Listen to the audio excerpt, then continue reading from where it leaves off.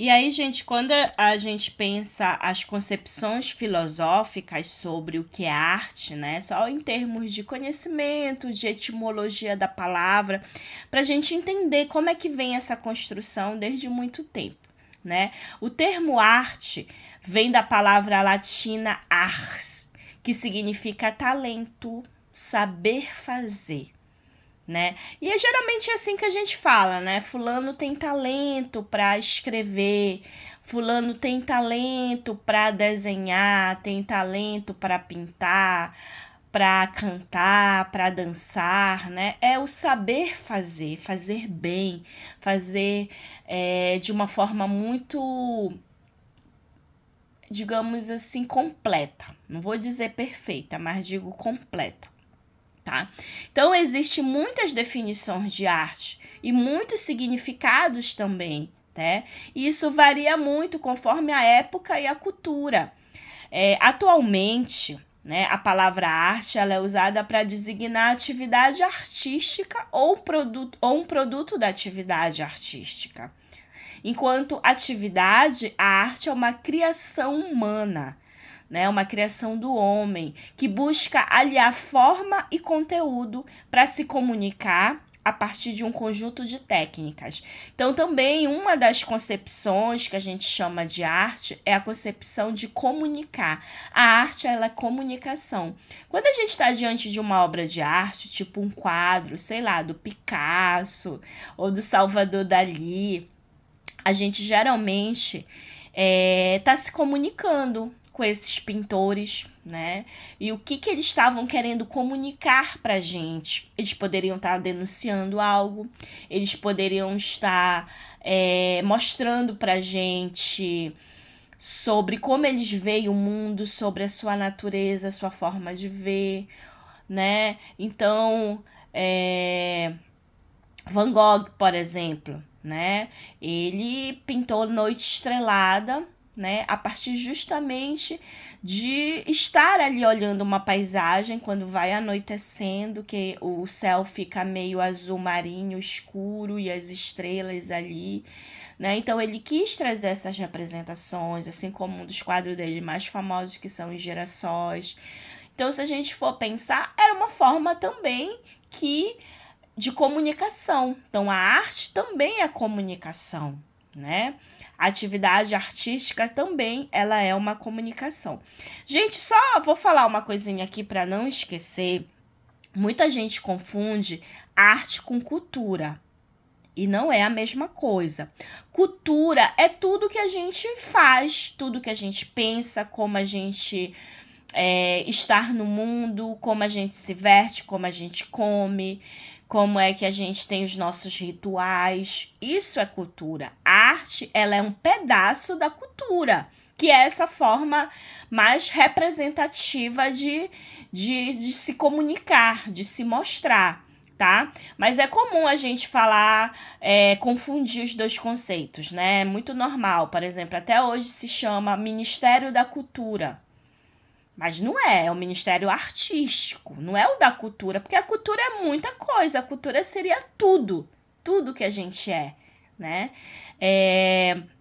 Quando a gente vai para algum evento, principalmente universitário, a gente chama, à noite eu vou para cultural, né? Ou seja, eu vou para o entretenimento, eu vou para a parte artística, vai cantar, vai ter música, vai ter apresentação de dança, né? É a cultural, né? Então, é comum as pessoas confundirem esses dois conceitos, tá? Mas arte é um pedaço da cultura, tá? Falando aqui só para não esquecer.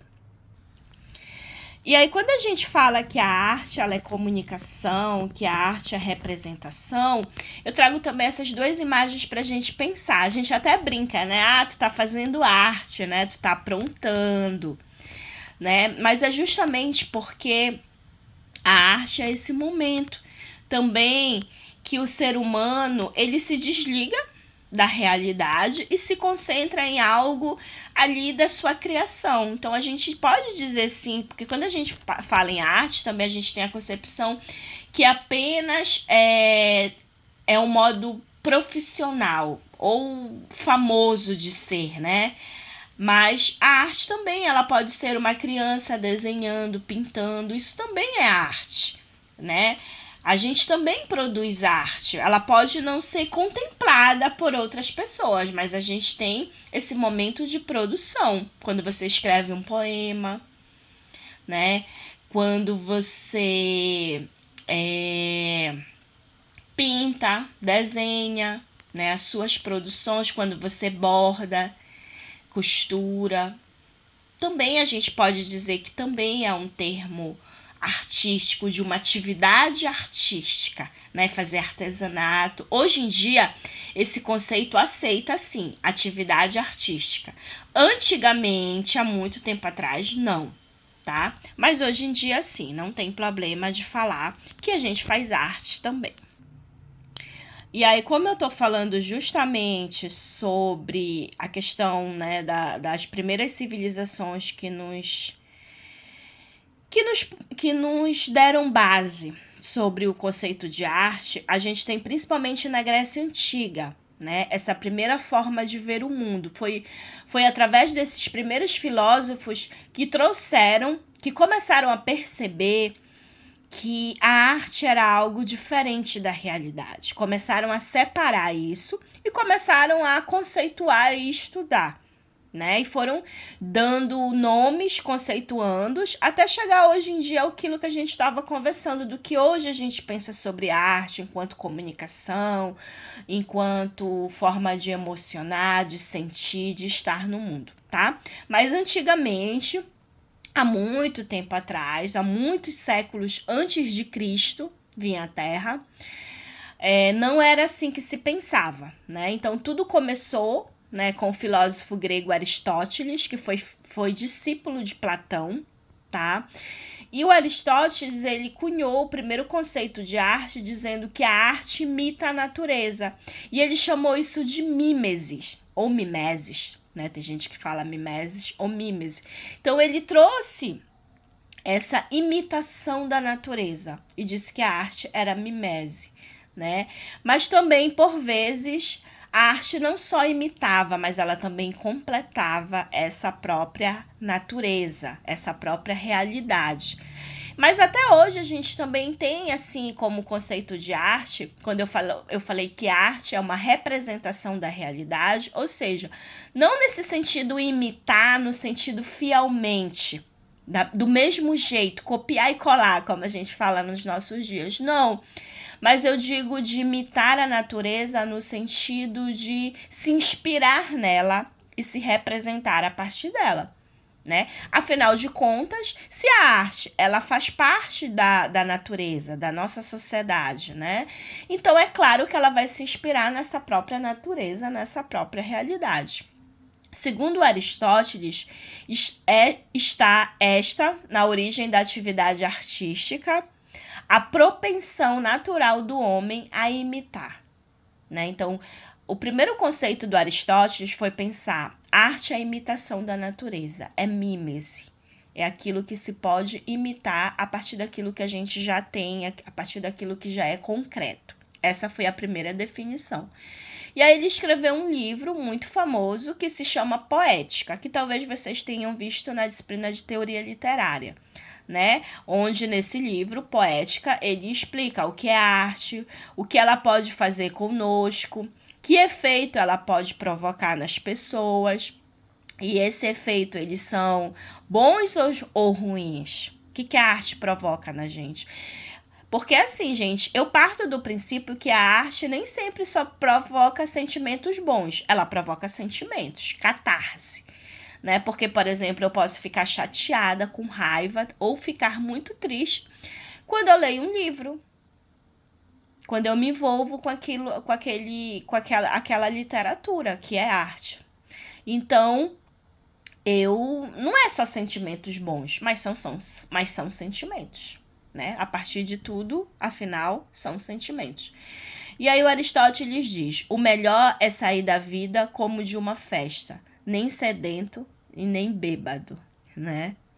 Ele diz: é o equilíbrio, né? O Aristóteles buscava muito essa questão do equilíbrio. Bom, então passando desse questionamento, né, que o Aristóteles provocou na gente lá no livro Poética sobre esse estado da arte, um dos primeiros registros que temos de pensamento sobre esses problemas é justamente sobre a partir do livro Poética, né, escrito por ele mesmo. E aí uma das grandes também inquietações do Aristóteles acerca da arte, ele diz: o ofício do poeta, por exemplo, não é descrever coisas realmente acontecidas, mas as que podem, em datas circunstanciais, acontecer. Isto é, coisas que são possíveis segundo as leis da verossimilhança e da necessidade. Esse ponto aqui é muito importante porque a arte, e aí eu falo sempre da literatura principalmente, ela não tem compromisso com a realidade, né? Porque se ela representa fidedignamente o que é real, então ela já deixou o seu objetivo de lado, né? Por exemplo, se eu quiser falar da sociedade pela literatura, eu falo através da arte. Mas eu não falo de forma realmente como aconteceu, da mesma maneira. Se eu fizer isso, eu estou fazendo qualquer outra coisa. Eu estou fazendo história, eu estou fazendo sociologia, eu estou fazendo política, eu estou fazendo geografia, qualquer outra coisa, menos arte. Porque a arte, eu concordo com Aristóteles, ela não tem compromisso com a realidade, tá? O que ela tem? O que ela apresenta? Verossimilhança. O que é verossimilhança? Aquilo que é muito parecido. Parecido, não a mesma coisa, tá? Por exemplo, eu sempre digo que eu posso estudar qualquer coisa pela literatura, qualquer coisa. História, geografia, sociologia, qualquer coisa eu posso estudar pela literatura. Eu escolho. Ou eu pego um livro de história e leio, ou eu pego livros literários que falem sobre o mesmo assunto, só que através de uma narrativa, através de uma história, com personagens inventados, mas com situações que podem vir a acontecer ou que aconteceram na realidade. Né? Então, olha como ela é verossímil, ela é parecida. Né? O compromisso dela é com a verossimilhança e não com o que é real, com o que é concreto. Ou seja, o poeta não imita acontecimentos reais, mas o que poderia acontecer, de acordo com as leis da verossimilhança e da necessidade. Por exemplo, num filme, ao representar um personagem com um temperamento explosivo em uma situação de conflito, é verossímil ou até necessário que a cena se encerre com uma briga. Né? Já que a gente já sabe que aquele personagem, até no livro, claro, ele é um ser que busca embate, tensões, né? Então a gente sabe que tudo vai se caminhar para um confronto corpo a corpo, né? Então é porque a gente sabe que uma pessoa explosiva, geralmente ela também é uma pessoa brigona, ou mesmo no discurso, né? Ou seja, nada que não esteja também dentro da nossa própria realidade, que a arte também não traga como verossímil. E aqui a gente tem um poema de um dos maiores poetas, né, da nossa literatura, no caso aqui o Fernando Pessoa, que é um poeta português, que vocês vão estudar em literatura portuguesa. Esse poema dele muito interessante para a gente pensar também sobre essa construção da arte, é o poema Autopsicografia, que ele diz assim: o poeta é um fingidor, finge tão completamente que chega a fingir que é dor, a dor que deveras sente. E os que leem o que escreve, na dor lida sentem bem. Não as duas que ele teve, mas só as que ele não tem. E assim, nas calhas da roda, gira a entreter a razão, esse comboio de corda que se chama coração. Né? Ou seja, aqui o Fernando Pessoa diz que o poeta é um fingidor, ou seja, você pode ler um poema que você se emociona, que você, nossa, como ele está apaixonado, ele nem está, né? Ele tá, como ele sabe as técnicas, né? Como o poeta sabe versificação, metrificação, as rimas emparelhadas, enfim, ele sabe como fazer. Ele vai lá e faz. É o eu lírico dele que está falando, não necessariamente é o poeta em si. A gente até confunde muito isso, né? O eu lírico é a voz que fala no poema, mas nem sempre é a voz do próprio poeta. Eu posso ter um eu lírico masculino ou feminino, e ser mulher ou ser homem, tanto faz, né? Nessa questão de gênero, tá? Então, aqui a gente também pode pensar, Fernando Pessoa diz, nem sempre aquilo que a gente lê nos poemas era o poeta que estava sofrendo. É claro que dependendo das gerações, né, da escola literária, por exemplo, quando a gente estuda a segunda fase do romantismo, aquilo ali não era fingimento. Os poetas realmente passavam pelo ultrarromantismo ou mal dos séculos. Eles sofriam em demasia demais, só faltavam morrer pelos seus amores, né? Mas em outras gerações, como por exemplo o arcadismo, também era fingimento poético, porque os poetas não eram camponeses, não eram pastores, não eram pobres, pelo contrário, mas eles fingiam nos poemas que eram fingimento poético, né? Então nem sempre isso daqui é só para dizer, gente, que a literatura enquanto arte, ela realmente não tem esse compromisso com a realidade. Ela é verossímil, ela pode trazer uma representação de algo que existe ou que existiu, mas não necessariamente aquilo que está acontecendo no presente, naquele momento, tá bom? Então, o Aristóteles, ele foi um aluno de Platão, né? Em grande medida, a poética é uma resposta ao pensamento do seu professor, tá? Porque o Platão veio primeiro, né? Ele trouxe as primeiras construções, mas muito assim abstratas, soltas. E foi o Aristóteles, como um grande discípulo dele, que trouxe essas construções, esses conceitos muito mais elaborados e muito mais problematizados, né? Sobre o que é arte, o que é poesia, o que é poético, tá? Inclusive, nem se recebia o nome de literatura, recebia o nome de poeses ou poesia, tá? Depois é que se cunhou esse nome que a gente chama hoje, literatura, tá? Então, o Aristóteles escreveu na poética tudo que inquietava ele, todas as inquietações que o Platão tinha provocado nele enquanto seu mestre, enquanto seu professor, tá? Então, Platão, antes de Aristóteles, refletiu muito sobre o que seria uma cidade ideal, né? Ele estudava sobre essa questão do que era ideal. Quais leis ela devia adotar, essa cidade? O que deveria ser permitido, o que deveria ser proibido? E a arte, ela era uma das coisas que ele julgava prejudicial e que deveria ser proibida. Por quê? Né, nesse momento ele pensa isso? Porque ele pensou assim, poxa, a arte, ela tira o homem do foco. Ela inventa, né? Ela traz coisas que não são verdadeiras, né? Existia essa construção. Só que, na verdade, ele estava tentando entender aquele fenômeno. E ele não conseguia entender da forma que a gente entende hoje. Então a gente dá esse desconto pro Platão, tá?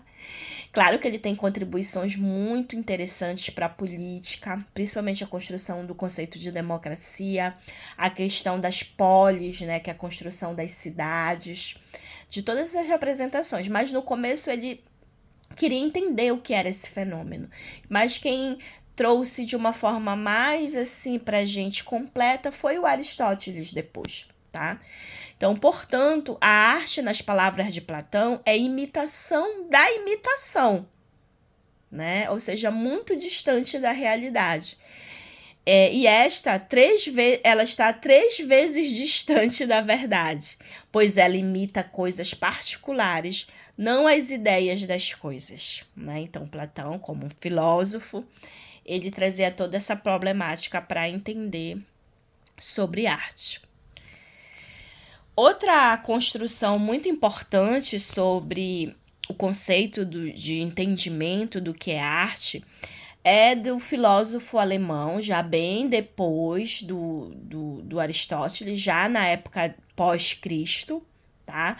1724, ou seja, século XVIII, período do Iluminismo, né? Onde a filosofia trouxe grandes ideias, grandes debates para entender o mundo, para entender o universo, tá? Então a gente tem a contribuição do Immanuel Kant, né, onde ele diz que a arte diferencia-se da natureza por ser uma atividade racional e livre. Ele dizia, não, a arte ela é razão também. Ela não é só emoção, ela também é razão. Afinal de contas, ela é uma criação de um artista que é uma pessoa racional. Ela não vive no mundo da lua, né? Assim, aí ele dá um exemplo. Uma teia de aranha, embora possa parecer bonita, bela, não é uma obra de arte, já que se trata de uma tarefa mecânica e natural, que as aranhas fazem, tecem de forma mecânica, né? Enquanto que a arte não, a arte ela é criação, né?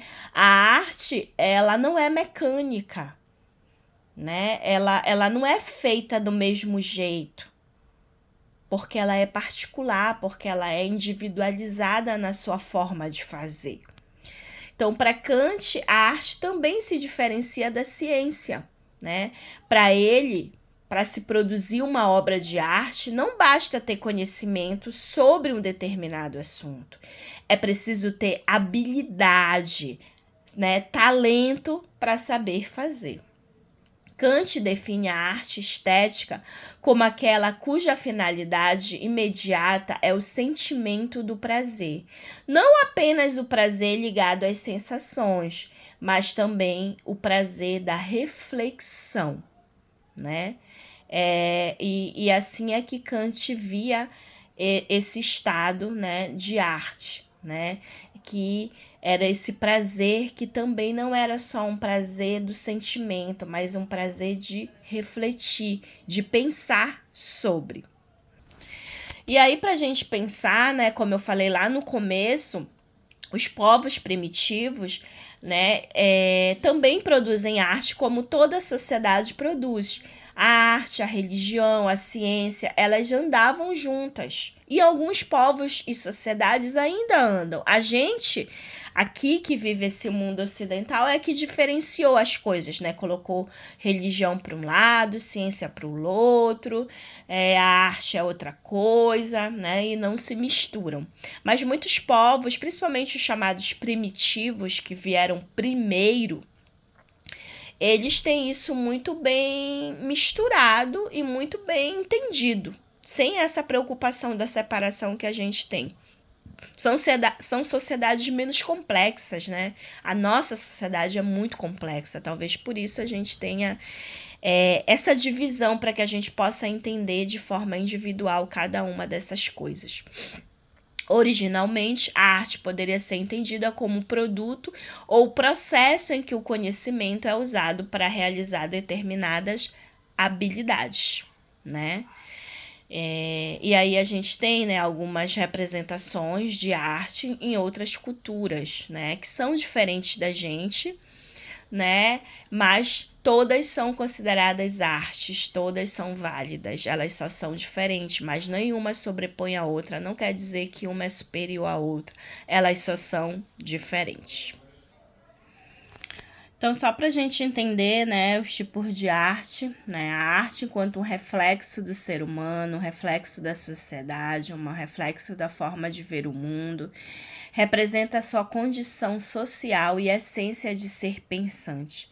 A arte apresenta-se por diversas formas, na música, na escultura, no cinema, no teatro, na dança, na arquitetura. Existem várias expressões que servem para descrever diferentes manifestações de arte. Artes plásticas, artes cênicas, artes gráficas, artes visuais, né? Todas elas são consideradas artes. Alguns pensadores né, como Hegel, Canudo, organizaram as diferentes artes em uma lista numerada. A inclusão de algumas formas de arte não foi consensual, né? Cada um foi fazendo de acordo com o que acha que veio primeiro, veio depois e foi organizando, né? Mas com a evolução da tecnologia, esta é a lista mais comum nos dias de hoje. A gente tem como chamada a primeira arte a música, é ela que começa, né? Depois a segunda arte, a dança, a coreografia. Depois, como terceira arte, a pintura. Como quarta arte, a escultura e a arquitetura. Como quinta arte, o teatro. Como sexta arte, a literatura. Como sétima arte, o cinema. Né? A gente está na sexta arte. A oitava arte, a fotografia. A nona arte, histórias em quadrinhos. A décima arte, jogos de computador e de vídeo. E a 11ª arte, a arte digital, né? Uma das grandes revoluções desse mundo, ela parte depois da literatura, quando vem o cinema e a fotografia enquanto arte também, né? Enquanto produção dela ser considerada um artista quem as produzem e as pessoas que a consomem, né? As pessoas que amam esse mundo da arte. E essas mais do quadrinho, do computador e da digital, elas são muito, muito recentes mesmo, muito contemporâneas. Mas como eu disse, nem todos os estudiosos compactuam dessa seara, né? Desse balaio aí. Nem todos concordam que essa organização é a certa, tá? É só em termos da gente saber que todos esses ramos da linguagem, da comunicação, são considerados artes também, assim como a nossa querida literatura. Né? Então, a escultura, que por muito tempo a gente tem, né, esculturas de séculos muito anteriores, são representações também desse mundo artístico, né, dessa estética cultural, né, a imagem de Davi, né, principalmente, né, que é uma das esculturas mais famosas do Michelangelo, né, um grande escultor. Enfim, né, todas essas construções que são consideradas e conhecidas pelo mundo todo. Bom, gente, então encerrando, né, tenho como essas sugestões de leitura para se aprofundar mais nesse mundo teórico, artístico, sabe, sobre mimes e catarse, tá? Eu vou deixar disponível para vocês, não se preocupem. E, gente, é importante também que outros estudiosos, né, que não obedecem essa classificação de arte, né, sobre a primeira arte, a segunda arte, a terceira arte, mas tem outros teóricos que têm outras construções de entender isso, né? Tem alguns teóricos dos estudos sobre memória, Pollack, Halbach, Vernet, que eles acreditam, eles vão entender esse mundo a partir da mitologia grega, né? E aí tem, assim, dentro da mitologia grega que eu gosto muito, né, uma narrativa de que existia uma deusa chamada Mnemosine, que é a deusa da memória, né? É ela que embebecia para que as coisas não fossem esquecidas, né, mas que elas fossem memorizadas.